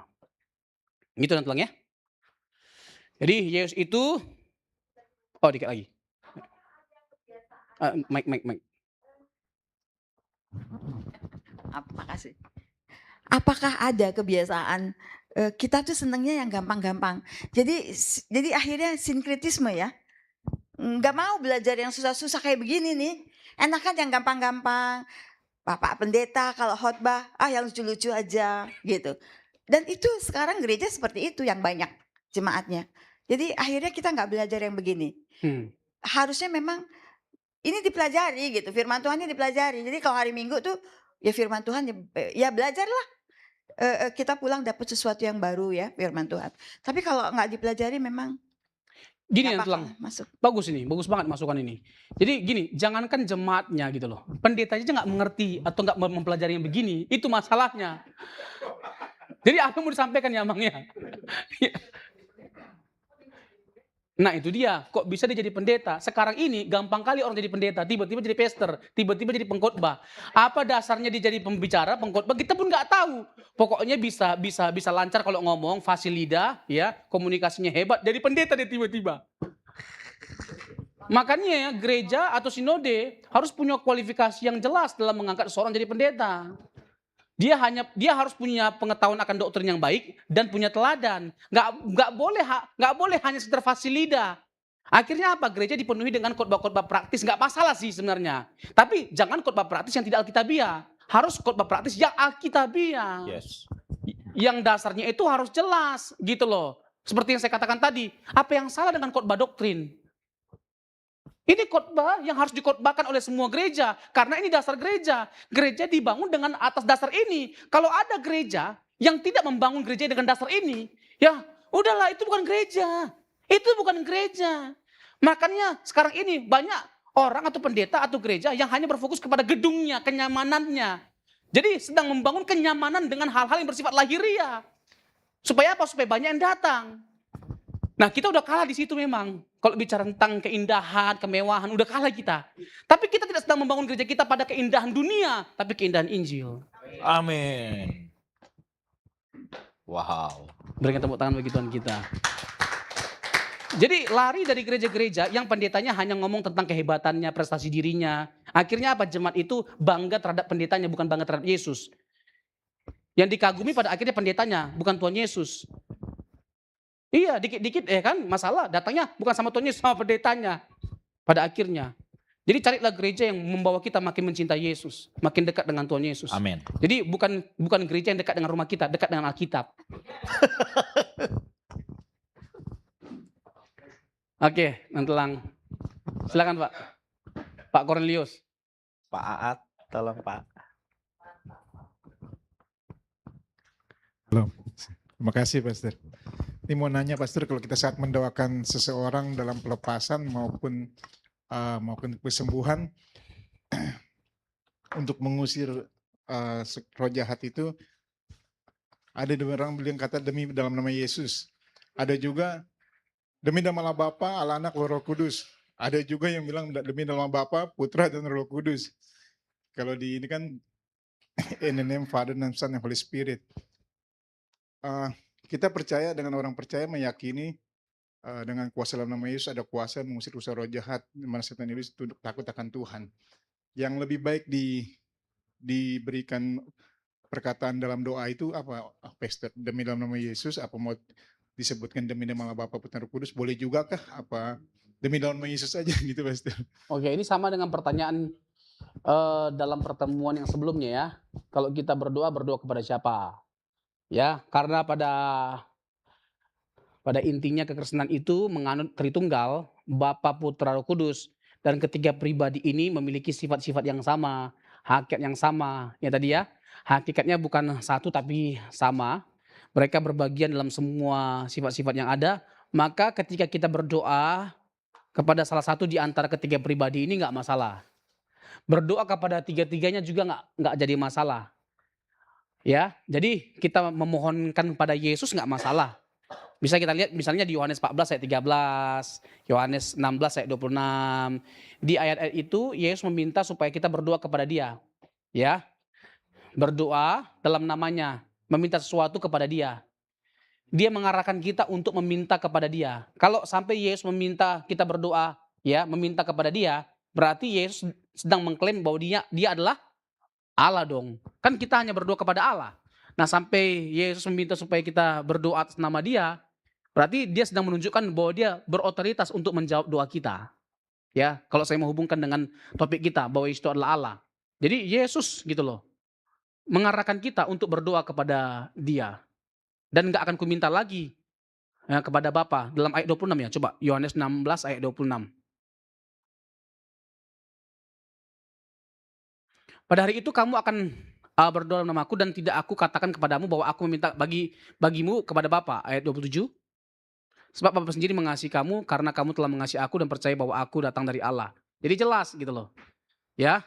Jadi permohonan kita arahkan kepada Yesus.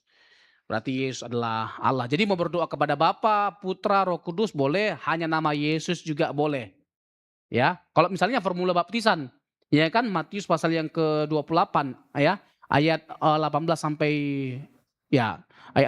20. Ya, di situ kan atas nama Bapa, Putra, Roh Kudus. Ada tiga yang disebutkan namanya, Bapa, Putra, Roh Kudus. Tapi kata dalam nama dalam bahasa Yunani toonoma, tunggal.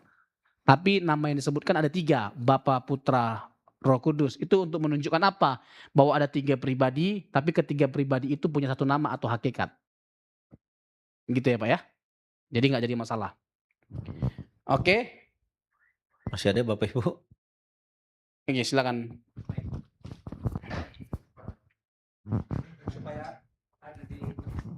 Dokumen. Tadi dikatakan bahwa ada orang yang berpendapat mengatakan bahwa Yesus itu bukan Tuhan tapi manusia. Nah, sebenarnya ketika orang tersebut beropini ya sah-sah saja nggak apa-apa. Cuman pertanyaannya bagaimana dia bisa mengaplikasikan iman yang berkeyakinan demikian? Dapatkah Keyakinan apa? Yang berkeyakinan? apakah ia dapat mengaplikasikan imannya yang berpendapat seperti itu bahwa Yesus itu bukan Tuhan tapi hanya manusia. Lalu bagaimana dia bisa mengaplikasikan imannya itu? Iya, setuju. Jadi kebingungan yang ada, kalau pada akhirnya Yesus itu bukan Tuhan, Yesus itu bukan Allah. Pada akhirnya, apalagi kalau kita bukan hanya menyoroti kehidupan ya, tapi keselamatan. Kan kalau kita merujuk kepada Injil Yohanes, jelas gitu loh. Jadi iman yang menyelamatkan itu iman yang percaya bahwa Yesus Tuhan. Coba Yohanes pasal 20 ayat 30 dan 31. Yohanes 20 ayat 30. Memang masih banyak tanda lain yang dibuat Yesus di depan mata murid-muridnya yang tidak tercatat dalam kitab ini. Nah, tapi Yohanes menyimpulkan inti utama dari Injil Yohanes apa? Ayat 31. Tetapi semua yang tercantum di sini telah dicatat supaya kamu percaya bahwa Yesuslah Mesias, Anak Allah, dan supaya kamu oleh imanmu memperoleh hidup dalam namanya. Intinya Yesus itu bagi kita haruslah Tuhan, haruslah Allah. Jadi kalau tidak Allah Yesus bagi setiap kita, bagaimana mungkin kita bisa bicara keselamatan? Jadi nggak dapat. Makanya saya mengatakan begini, kalau kita bicara tentang kekristenan, inti utama dari kekristenan apa? Yesus itu adalah Tuhan, Yesus itu adalah Allah. Dia haruslah Allah, baru dia bisa disebut sebagai penyelamat. Sebab hanya Allah yang bisa menyelamatkan. Dan yang kedua, dia harus manusia. Karena apa? Karena upah dosa ialah maut. Nggak bisa nggak jadi manusia, dia harus jadi manusia. Supaya dalam konteks kemanusiaannya, dia bisa memenuhi konsekuensi dosa, yaitu maut. Dia harus Allah, dia harus manusia. Makanya dalam konsili Kalsedon, jelas rumusannya. Yesus sepenuhnya manusia, sepenuhnya Allah. Dan itu bukan hanya rumusan yang dibuat oleh manusia. Itu rumusan yang tertuang dalam Alkitab. Yang terang benderang dalam Alkitab. Yang tadi sudah kita lihat dengan panjang lebar. Misalnya kita lihat Yesaya, ya kan? Daniel pasal yang ke-9 ayat yang ke-6. Yesaya 9 ayat yang ke-6. Ya, terkait dengan siapa yang lahir itu disebut Raja Damai. Ya.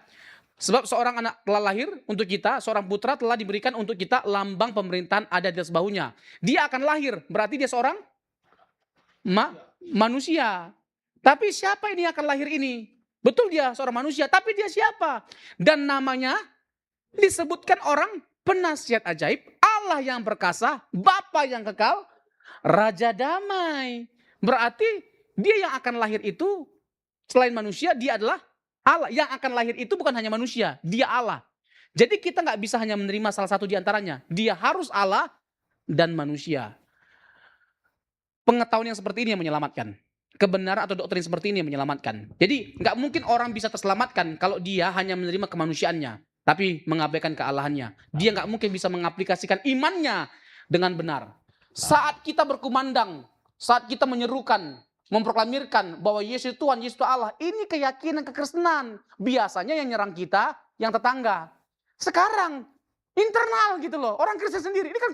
Ini kacau mania, bukan kicau lagi. Makanya saya sedia untuk jangan diskusi deh, debat. Saya siap gitu loh. Kalau debat kan enak, panggung akademis gitu loh. Jadi bukan debat nggak jelas gitu loh, debat nggak tentu gitu loh, debat kusir saya nggak mau. Debat yang akademis saya mau, debat ilmiah saya mau. Saya akan tunjukkan bukti-bukti yang kuat, bukan hanya banyak, kuat bahwa Yesus itu adalah Tuhan, dia adalah Allah yang berinkarnasi dan setara dengan Bapa. Yang jadi manusia itu haruslah Allah. Kita nggak mungkin yang terbatas bisa sampai ke surga. Tapi yang tak terbatas bisa membatasi dirinya sehingga kita yang di bumi bisa dibawa Ke surga. ke surga. Itu kekristenan. Ini kekristenan. Saat agama pada umumnya meyakini bahwa perbuatan mereka bisa membawa mereka ke surga, hanya ada satu agama yang meyakini bahwa ke surga itu hanya melalui anugerah. Yaitu ketika Yesus datang ke dunia, dia adalah Allah. Itulah anugerah itu. Hanya dengan demikian kita bisa sampai ke surga. Amin. Hanya yang lebih besar daripada kuasa maut, kuasa dosa, kuasa iblis yang bisa mengalahkan semuanya ini. Siapa itu? Yesus. Yesus. Ada nggak yang lebih besar daripada kuasa maut manusia? Ada nggak yang lebih besar dari kuasa dosa, kuasa kegelapan, kuasa iblis manusia? Nggak ada. Yang lebih besar siapa?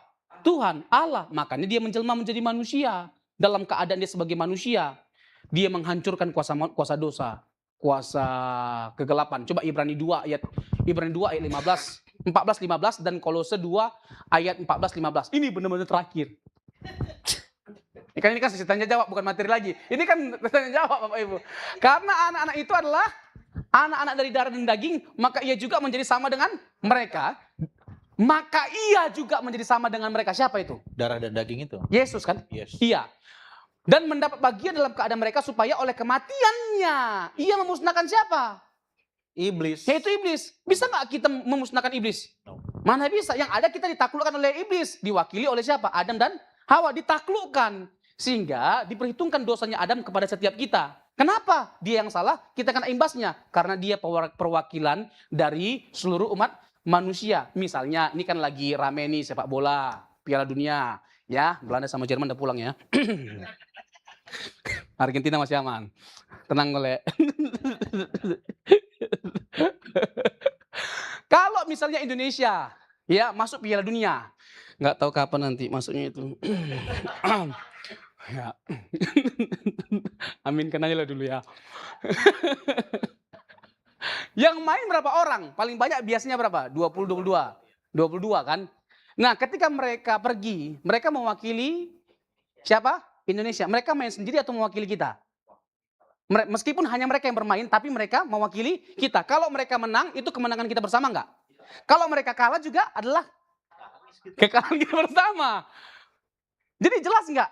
Bahwa mereka itu adalah perwakilan seluruh rakyat Indonesia, bangsa Indonesia. Sama Adam dan Hawa. Kenapa kita kena imbasnya? Karena Adam dan Hawa adalah perwakilan seluruh umat manusia. Nah, gagal Adam dan Hawa mentaati Allah, tapi Yesus berhasil. Sehingga dia apa? Menaklukkan, memusnahkan iblis lewat ketaatannya. Bagi iblis, ini salah besar ini. Allah jadi manusia, salah besar. Karena tidak ada manusia yang gak aku taklukkan. Semuanya aku taklukkan. Kecelek ini Allah ini. Dia gak tahu yang ada bakal hancur si kunyit yang satu ini. Ya kan? Pertanyaan Yesus, satu aja sederhana aja pertanyaan Yesus. Sudah siap belum? Matius pasal yang keempat ya. Yesus dicobai. Ya, 3 kali Yesus dicobai. Ubahlah batu itu jadi roti. Jangan mengubah batu jadi roti. Mengubah iblis jadi lapet pun bisa. Tapi Yesus nggak lakukan. Karena apa? Dia harus menunjukkan ketaatannya kepada Bapa. Perintah Bapa yang dia lakukan. Bukan iblis. Ya. Lalu Kolose 2, 14-15. Ini yang terakhir. Hampir sama kurang lebih bunyinya. Kolose 2, ayat 14-15. Kolose 2. Ia telah melucuti pemerintah-pemerintah dan penguasa-penguasa. Oh, ayat 14 dulu. Dan menghapuskan surat utang yang oleh ketentuan-ketentuan hukum mendakwa dan mengancam kita. Dan itu ditiadakannya dengan apa? Memakukannya pada kayu salib. Ya, terus ia telah melucuti pemerintah-pemerintah dan penguasa-penguasa dan menjadikan mereka tontonan umum dan dalam kemenangannya atas mereka. Jadi hancur kuasa kegelapan, hancur kuasa dosa, hancur kuasa maut. Ketika Yesus bangkit dari kematian, apa kata Yesus? Hai maut, di manakah sengatmu? Jadi maut tidak bisa menguasai Yesus. Dia mengalahkan, menghancurkan kuasa maut. Dengan hari ketiga dia bangkit. Begitu Bang ya? Jadi kita harus mengaplikasikan iman kita dengan pengakuan pada kebenaran ini. Bahwa Yesus itu adalah Tuhan atau Allah yang berinkarnasi. Oke Bang?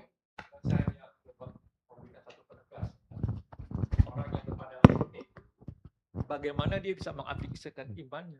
Iya, nggak bisa lah. Harusnya. Ya, kalau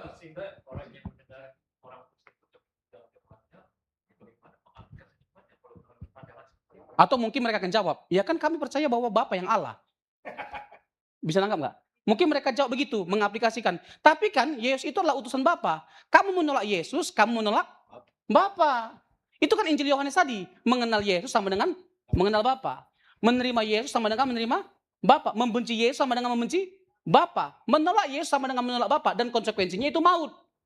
Kok bisa sampai menolak Yesus sama dengan menerima konsekuensi maut? Karena dia adalah Allah seperti Bapa. Kalau dia bukan Allah, ngapain kita sampai mati? Ngapain kita sampai binasa? Kalau konsekuensinya adalah binasa, berarti dia adalah Allah dong. Makanya Yohanes 8 ayat 24. Kalau kamu tidak percaya akulah dia, kamu akan mati dalam dosamu. Berarti percaya dia sebagai apa? Sebagai Allah. Bukan percaya dia sebagai manusia. Kalau hanya sekedar percaya dia sebagai manusia, banyak orang pada waktu itu percaya dia sebagai manusia. Tapi masalahnya kan ketika kita melihat Alkitab secara utuh, ya kan, pada akhirnya kesimpulannya nggak mungkin hanya sekedar dia sebagai manusia. Dia lebih dari sekedar manusia. Dia Allah. Amin. Gitu Bang ya?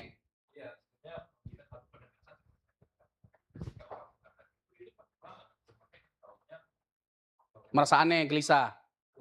Ya.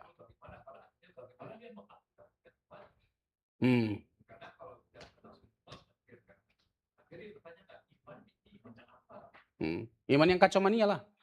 Ya.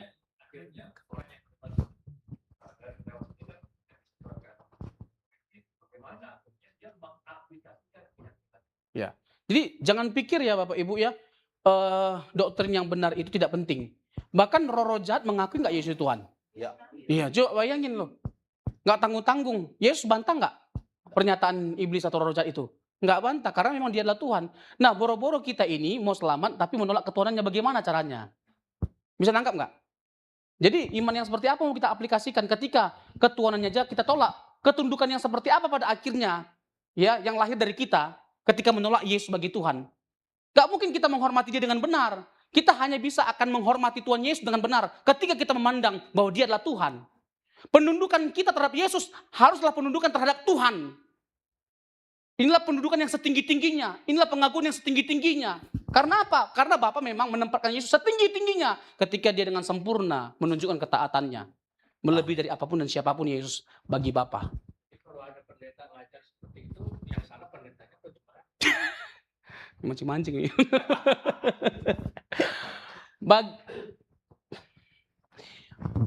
Itu panjang tuh jawabannya, Mang. Tapi kalau kita mau urut-urut ya, kan jelas kata Alkitab bahwa bahaya yang namanya penyesatan itu tidak bisa tidak ada. Matius pasal yang ke-18 ayat yang ke-7 kalau saya tidak salah. Jadi penyesatan itu tidak mungkin tidak ada, pasti ada, tapi celakalah yang mengadakannya. Ah, betul kan? Celakalah dunia dengan segala penyesatannya. Memang penyesatan harus ada, tapi celakalah orang yang mengadakannya. Jadi kalau kita bicara urut-urutan, pengajarnya, pendetanya yang mengajarkan ajaran yang salah, celaka, binasa. Kalau bahasanya Paulus lebih ngeri lagi, penghukuman kekal, anatema, terkutuklah dia. Itu Galatia 1 ayat 6 sampai 10. Karena apa? Orang-orang Yahudi yang menjadi Kristen dari Yerusalem mengajarkan, ini sama kayak pertanyaan Amang, mengajarkan bahwa tidak cukup untuk selamat hanya percaya Yesus, harus disunat, melakukan hukum Taurat, menjaga tradisi Yahudi. Untuk orang ya yang menambah pada Yesus sesuatu yang lain saja untuk selamat, itu anatema. Apalagi kalau sampai mengubah Yesus yang dari Tuhan jadi tidak Tuhan. Itu bukan anatema lagi, bukan terkutuklah dia. Matemahong. Matilah. Jadi urutannya itu yang pertama, Amang. Yang kedua, ya jemaat juga bisa disalahkan pada akhirnya, dalam tanda petik, ketika kita sudah menyampaikan yang benar. Tapi nggak kunjung dengar. Mereka sudah menutup matanya. Karena apa? Karena sudah terhipnotis dengan penampilan pendetanya.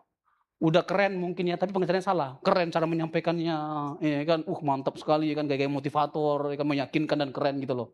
Dengan penampilannya, tambah lagi ganteng ya kan, kayak saya kan.